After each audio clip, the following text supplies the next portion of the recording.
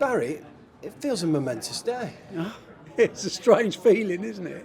After all these years, of putting in a decent shift, nearly 50 years now, promoting sport around the world. And today we call a halt on it, in pretty well complete terms, really. I mean, I'm going to be El Presidente, but non-executive and only advisory. So I'm still going to keep an eye out on things, but passing power to everybody that has been with me for years, and probably waiting for this day, saying as soon as we get rid of the old man, we can really kick this sport on. And I think that's what they'll do. So I'm actually excited in a strange sort of way. It's been a tough year with COVID, I would have probably done this a year ago, Mark, but I thought it would look like I was abandoning, or, my ego wouldn't take it that I was jumping off a ship when it looked to be rocky seas ahead. So I was happy I stayed through till we saw a little bit of light at the end of the tunnel. But more importantly was I'm so super impressed with the management, as I've said, that have taken through these troubled times, and they're now ready, I think, for the authority to go out and push the game onto their own level with their own individual bits of magic. Is there anything in particular that's prompted this decision? No, I mean, it's been like everything else. I'm a very realistic person. I spend quite a long time looking in the mirror, not just because I'm so good looking, but because I talk to myself and make sure that I keep my feet on the ground, You can kid yourself as long as you like, but I'm 73 in June. There are things I want to do. I want to play a bit more golf. I want to play a bit more cricket. I want to go fishing a bit more. Got a few interesting foundation ideas for kids and things like that. But I think the real reality was, I think there's people better than me. I think they've been trained up to a level, and we've done brilliantly well. We've turned a small company from two people underneath a snooker hall into one of the biggest sports promotion companies in the world. And I can't be more proud than that. The only thing I'm more proud about is the people that have been along the ride with me.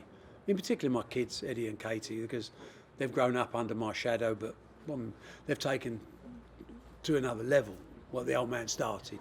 And that's really refreshing to watch. So I don't want to be an obstacle to them. I'm still there when they need me for advice. But in the meantime, I'm more than confident that they'll do a better job than me going forward from this point. So it was an easy decision to make. This is a big announcement for you personally and for Matchroom. Is it very deliberate to do it here at the Crucible? Yeah, of course. I mean, I think someone reminded me that today is actually the 40th anniversary of Steve Davis's big win. I didn't know that, but I knew it was 40 years because my life changed here in the Crucible in 1981. I was quite successful at that stage. I had a business, I'd made some money, etc. But my real life began here when Steve Davis won the first of his 6 World Championships. It was a feeling that I'll never forget to this day. It was a little bit of us against the world. If you got a bit of a working class chip on your shoulder, all those rich blokes. It was 2 council house boys changing their life and changing the sport in the process. And the journey has been fabulous. But I never forget who I owe in life. Certain people, certain things. Snooker is something I owe. And it all started here in 81, really. It's been a good bedfellow, snooker. I'm passionate about it. I was so honoured to come back in 2010 when the game was in a bit of trouble, because I knew I could do a job for it. I had confidence in my own ability to turn the corner around, and it worked. We're ready now for the next kick on. The game has grown out of all proportion. People talk about the golden age of the 1980s. It wasn't a golden age at all. It was an age of personalities, and something new. Today we're an established, mature sport with 500 million viewers for the Betfred World Snooker Championships.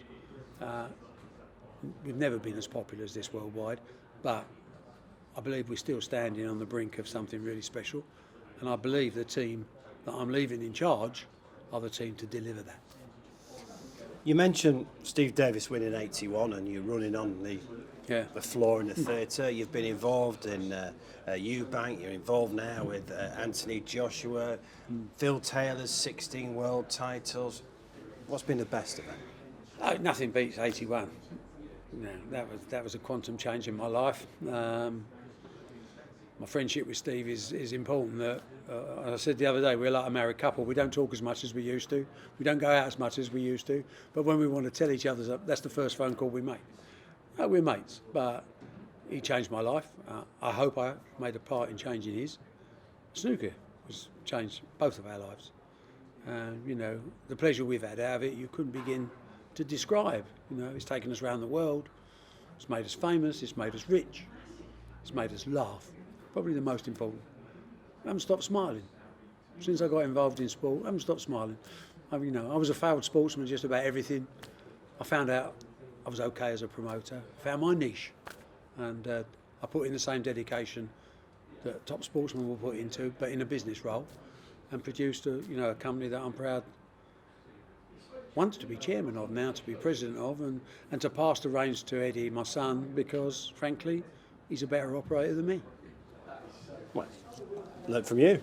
Well, I think he learned, and I think a lot of people learn from me, but then they add their own little bit of magic, don't they? And that's what separates the men from the boys.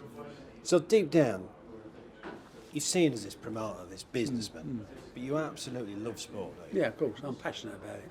I'm in awe of anyone who's got ability. In awe. And what I love about it is the absence of barriers for entry. The fact that it doesn't matter if you're a man or a woman, black or white, Christian or Muslim, it's sport. It unifies the whole nation. It gets us talking. It makes a warm feeling. It gives us memories. You know, I still remember sitting in a bar in Diano Marina in Italy in 1966. With one side was the English fans and the other side was the German fans. And we won the World Cup. You know, my football personal experience, I was a poor player. But, you know, we can appreciate talent, can't we? And we should do. And we should applaud it. And then we look below that and we say, how did it inspire generations of other people to try and follow in those footsteps? And whether they just got fit and healthy or whether they became really great sportsmen, you know, we all benefit from sport. I couldn't be a bigger fan, you know. I believe the character that sport installs in people is something that's irreplaceable. And snooker's very much in your heart. Yeah, I mean, snooker is, you know, sporting love of my life. Again, not a great player, someone who played a lot. I mean, I picked more balls out when I played against Steve Davis because I didn't pot that many and he potted an awful lot. But I think you grow to appreciate the complexities of. It's a very tough game. When people say about, you know, young people coming in, I welcome them, of course. But the reason why Higgins and O'Sullivan, Williams, why they're still there is because they're great players. You know, it's nothing about age. That's what I love about sport. It's about how good you are. And the experience plays a big part in it, but God-given ability is the biggest part of it. Sacrifice in the early years makes the foundations for success in later years. So these guys they've paid their entry fee. They bought their T-shirt, and they're still good enough to beat everyone. So young people like Jack Lazowski, Judd Trump, you know, these people are challenging because they're great players as well. We're in a really good shape, you know. We've got established personalities that everyone recognises. We've got kids coming through. We've got an awful lot of overseas players because we're not a British game. A lot of people that look at snooker say, oh, it's not as big as. Well, actually, it's 5 or 6 times bigger. And by the way, we're a global sport now, not just a British sport. And that's why we are in the position of, post-COVID, looking for a huge uplift in prize money and activity because we've survived the most difficult 12 months sport has ever been given, and we've come out of it stronger with a better degree of character, discipline, perseverance, and we will see the benefit of that. We've also come out with a shed load of new fans because we've supplied entertainment on TV, whereas a lot of other sports haven't. I feel where Matchroom needs to be congratulated, whether it's in the snooker, the darts, or the boxing, is that you have carried on during COVID. You've been innovative. These sportsmen and sportswomen have been able to earn money, and then people behind the scenes have been able to earn It's important to me. I mean, I've never, I don't think it's a failing, but I've never really lost that working class chip on my shoulder about the haves and the have-nots. You know, I'm a have now, but I still work as if I'm a have-not. I think poor in everything I do. And when I looked at COVID, my first thought was, what are all these kids going to do to make a living? It's the only way they get paid. If a boxer don't box. And what happens is, if they don't, they probably give up and go and do elsewhere, and you've lost them from the sport, which is another major sadness. So we got together as a group and said, We're an event company with 650 event days a year. There aren't any event days. We're not in a good place. What do? And as a group, we decided to be creative, to look at new events. We decided to maintain events behind closed doors. We decided that we had enough money in the bank to pay the price. And we decided that we wanted to entertain people so that we didn't get forgotten. And we ticked every box. And it came at a price. It's been a hard year, a bloody hard year. But we've come out of it stronger, and we're now ready for the next big push. And that next push needs new young management in authoritative positions. Now, the shackles, well, they're off them. You know, here's the key. We've given them the keys to the car. We've actually given them a car to drive now. And we'll find out. And that's great, because life's a challenge, isn't it? Let's find out how good you are. We're still going to see you at these events, aren't we? I'm going to be involved. You're going to be tired of me, I'm sure. I'm perhaps more of a fan, because I am a fan. But I'm a fan that is passionate about the support, the role that sport has to play in society. And, you know, my company has grown on the strength of being sports fans, you know. The secondary or third or fourth issue is, did it make money? It's not the first thought in our mind. First thought is, let's do the best event we can do. Let's employ people, let's inspire people. And if you do your job well, you'll be successful. Money comes automatically. You don't have to look for money. Just do your job well. So where might the president, which you are now, be?